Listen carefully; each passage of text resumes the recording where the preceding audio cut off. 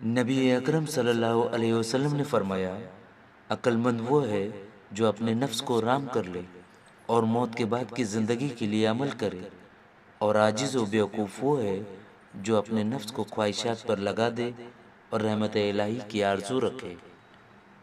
حضرت انس رضی اللہ عنہ بیان کرتے ہیں، رسول اللہ صلی اللہ علیہ وآلہ وسلم نے فرمایا، جو شخص مجھ پر ایک مرتبہ درود پڑھتا ہے تو اللہ اس پر 10 رحمتیں نازل فرماتا ہے، اس کے 10 گناہ معاف کر دیے جاتے ہیں اور اس کے 10 درجات بلند کر دیے جاتے ہیں۔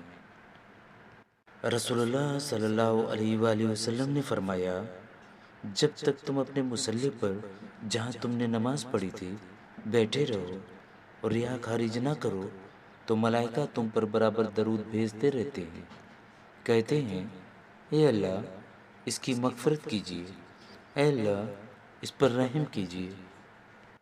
حضرت عبد الرحمن بن ابی لیلہ بیان کرتے ہیں، کعب بن اجرہ مجھے ملے تو انہوں نے فرمایا، کیا میں تمہیں ایک ہدیہ پیش نہ کروں جسے میں نے نبی صلی اللہ علیہ وآلہ وسلم سے سنا تھا؟ میں نے کہا، کیوں نہیں، ضرور پیش فرمائیں۔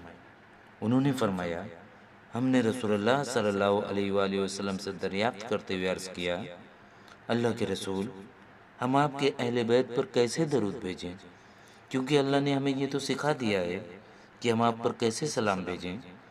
آپ صلی اللہ علیہ وآلہ وسلم نے فرمایا، یوں کہو، الہی رحمت فرما محمد پر اور آل محمد پر، جس طرح تو نے رحمت فرمائی ابراہیم اور آل ابراہیم پر، بے شک تو تعریف والا اور بزرگی والا ہے۔ اے اللہ برکت فرما محمد پر اور آل محمد پر، جس طرح تو نے برکت فرمائی ابراہیم اور آل ابراہیم پر، بے شک تو تعریف والا بزرگی والا ہے۔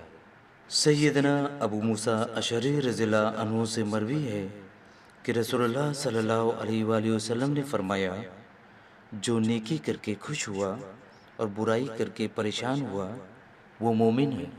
پیارے دوستو، مزید احادیث ویڈیوز اور حوصلہ افزائی کے لیے ہمارے چینل کو لازمی لائک اور سبسکرائب کریں۔ بہت بہت شکریہ۔ السلام علیکم۔